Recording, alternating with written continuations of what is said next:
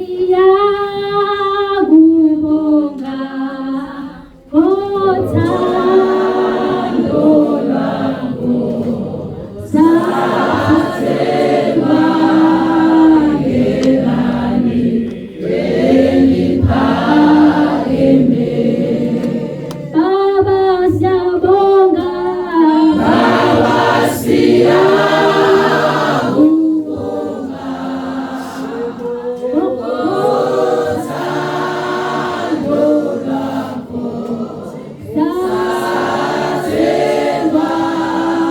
ngelani eliphakeme. uJesu Kristu inkosi. Lokho ngiphambi kwenu uthula wamfukeni. Ngizothula ubufakazi ukuthi uzoba uthunji. Ubufakazi bami bokuqala ukuthi ngolunye usuku bengilokhu ngikhipha okweshumi. Kwathi ngelinye ilanga ngasengiya kwathi ngilele usuku sekusile nje. uNkulunkulu wangenzela umusa ngazothola isibusiso. Ngaphupha ubaba Sebanje, uPastor Sebanje ezongilethela isibusiso. Engisholo ukuthi bazalwane uma usikhipha okweshumi uNkulunkulu uzobusisa noma yini noma kanjani. Okunye futhi kulento ebengibhizi ngayo endleleni ngiyona. Ngikade kukhona umuntu ebengisebenzela.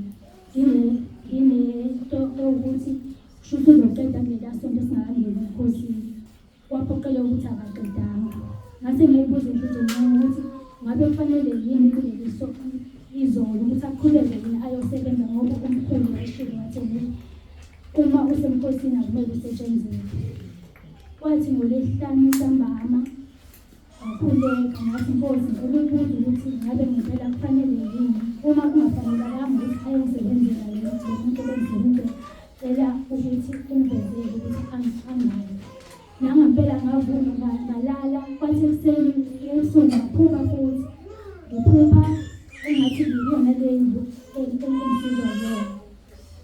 Kufika umuntu engathi ngiyazi umakhelwane wami ukuthi uzohlala la endlini. Ebese ngithi ngiqalele ngicasuke nje ngibe nalokho kudinga ukuthi ngihawe uthi uzohlala la endlini ngobani. Wathi yazi uthini uzosuka mina uyubala kabi yonke lento evelela esiyenzile ngalo muntu okusiza ngayo yonke into asiza ngayo la ingayishaya yonke iphele indaba yayo. Ngambonga uNkulunkulu ngathi kuhle kwesinye isikhathi ukuthi uma ngabe ngisenkosini uma ngabe nginaso isiqiniseko sokuthi into ofanele ngikhulele nayo kumele ukhulele ubuze uNkulunkulu yena uyaphendula. uJesu Kristu inkosi.